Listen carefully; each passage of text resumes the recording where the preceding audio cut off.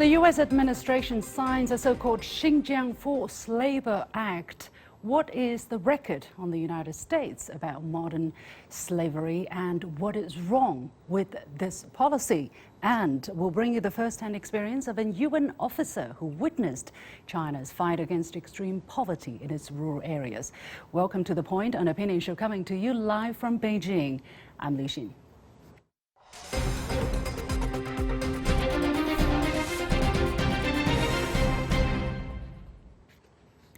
Welcome to The Point.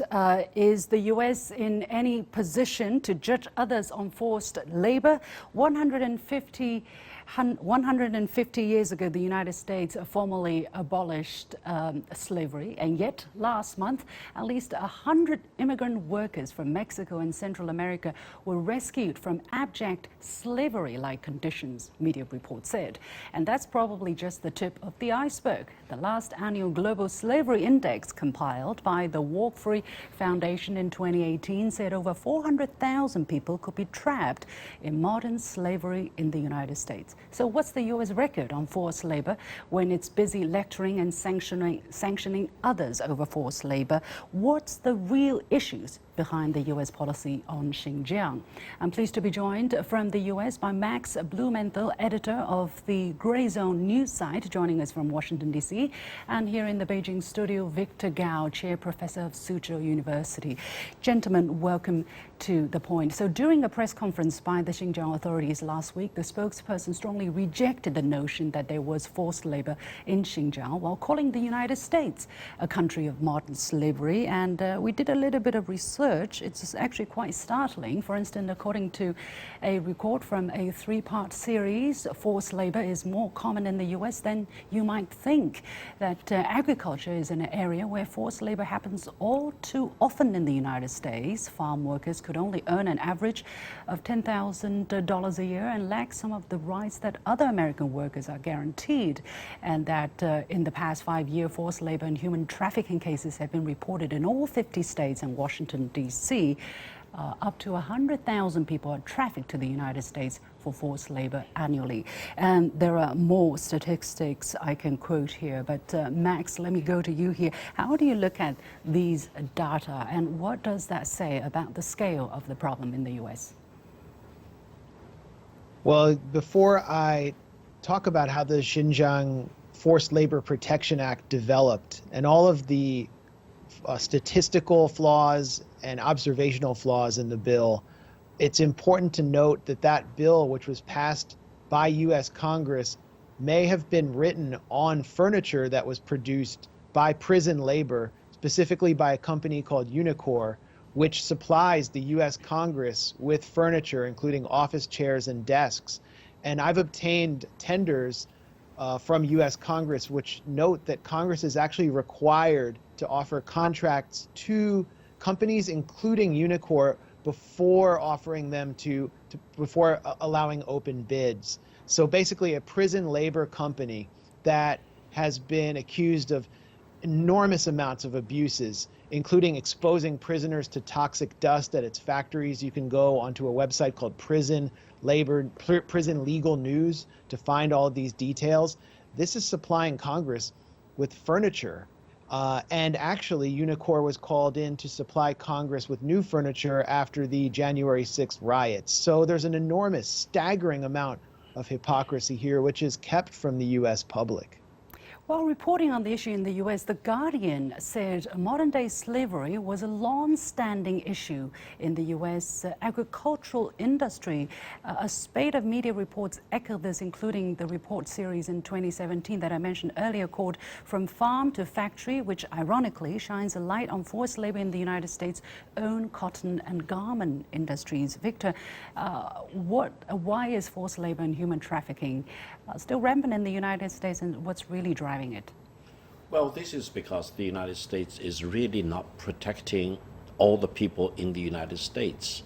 I think racial discrimination is rampant, and discrimination against many disadvantaged groups of people in the United States is also rampant. As a result, for many illegal immigrants in the United States, including their family and children, they are very much discriminated against, and they were forced into not only forced labor but also into crimes on many occasions. That's a reason why, if you look at the prison population in the United States, there is a very high disproportional number of people who are, for example, Afro-Americans, who are very much discriminated against, and other ethnic groups.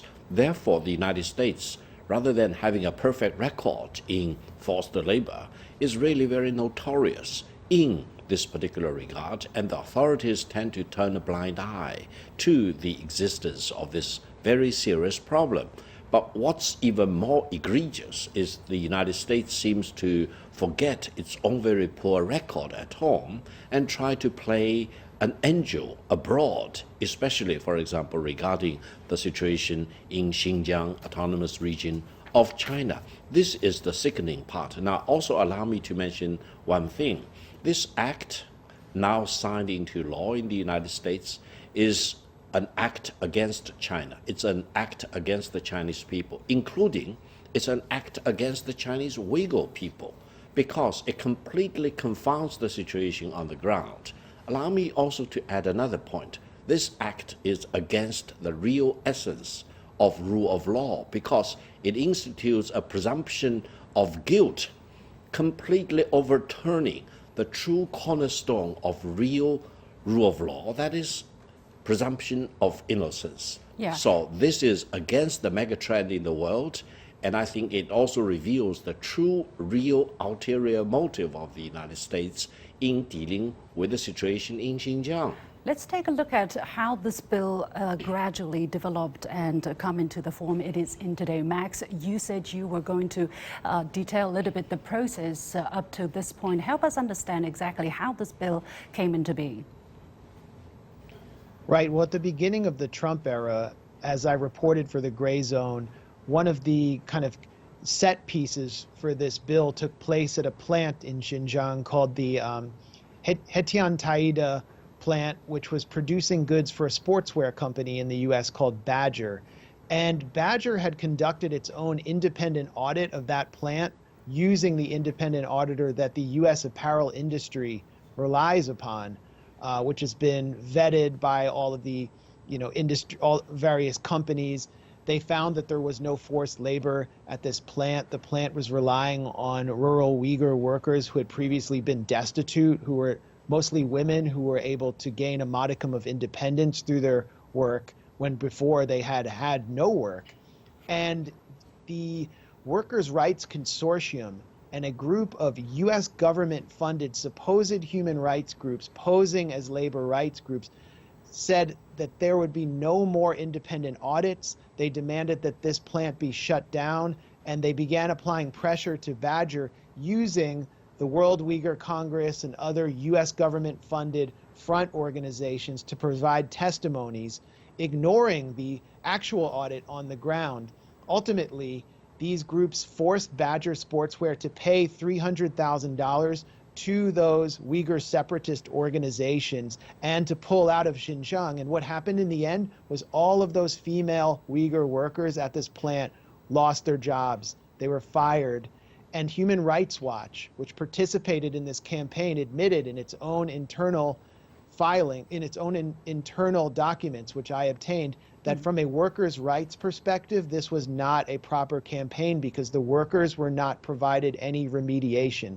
So what you have is an attempt to actually damage China economically, harm Uyghur workers with no auditing on the ground of what's actually taking place, relying entirely on information from partisan sources from Uyghur separatist organizations funded by the U.S. government.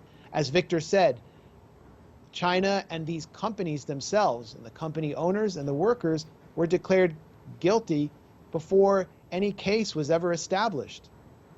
Yeah, so actually it's very interesting because when we look at international organizations who are supposed to provide kind of quality or ethics guarantee on cotton produced in Xinjiang, nobody has ever produced any reports saying that there was any labor rights breach in Xinjiang in the cotton industry. So all of a sudden you have this big accusation about lack of rights for the workers in Xinjiang. But Victor, how do you look at exactly what's driving these people to push for such a bill? What they're aiming at? Is that the end point that they're asking for? No, I think everyone needs to see very clearly that the United States is really very much bent upon holding China down.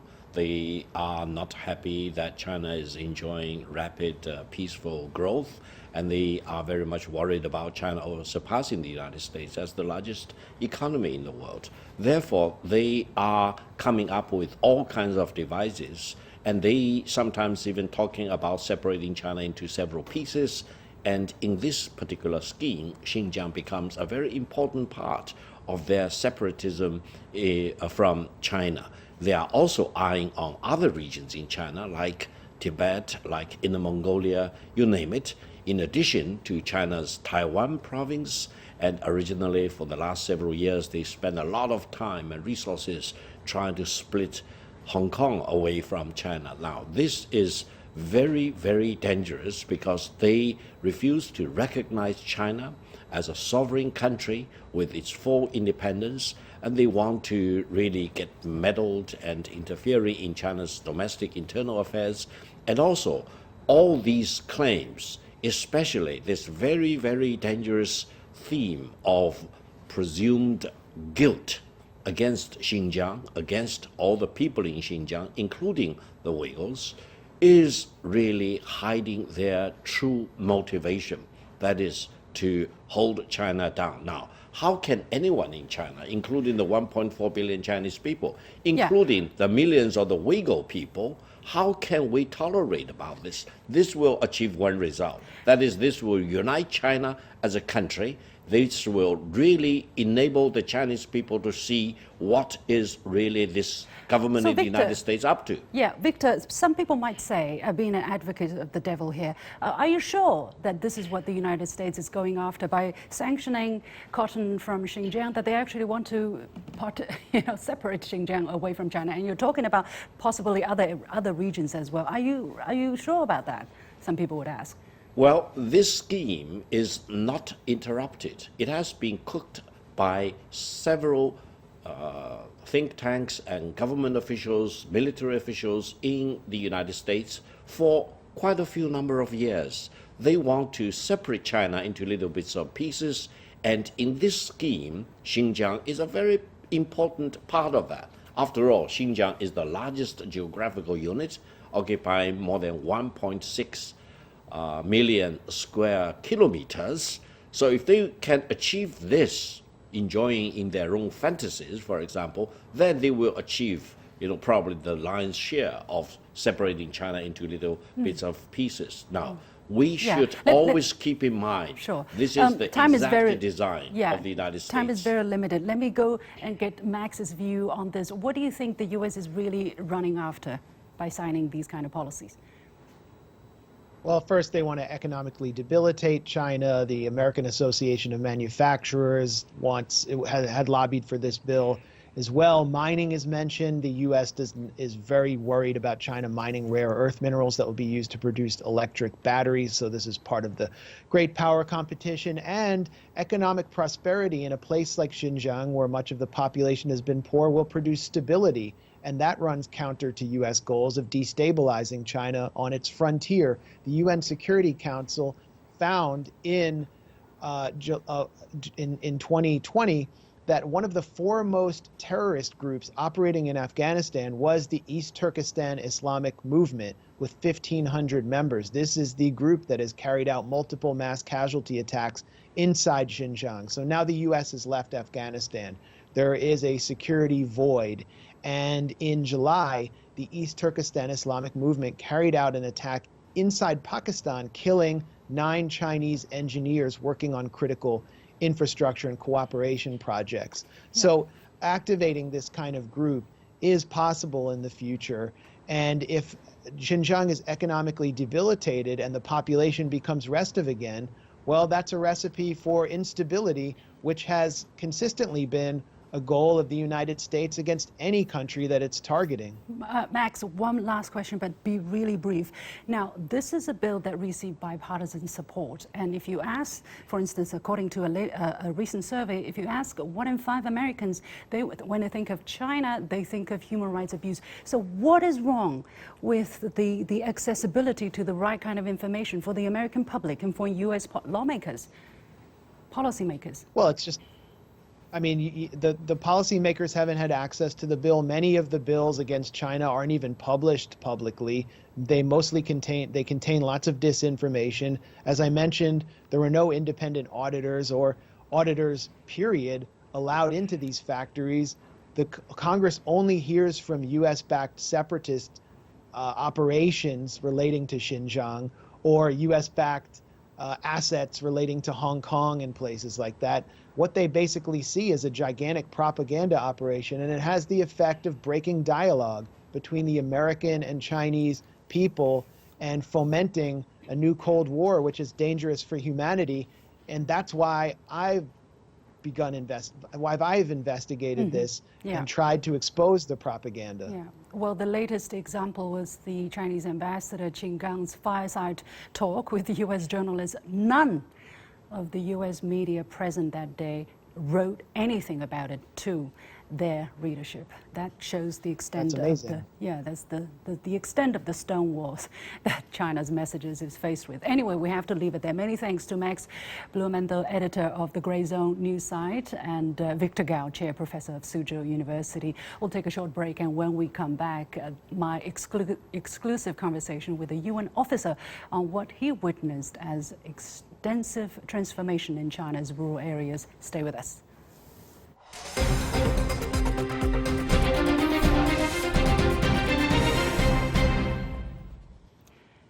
After lifting nearly 100 million people out of extreme poverty from rural areas, China is now transforming the rural areas even further.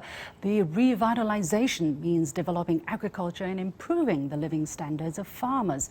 At the annual Rural Conference over the weekend, Chinese President Xi Jinping stressed that development should be steady to ensure there is no relapse into poverty. How do international partners and observers view China's anti-poverty fight?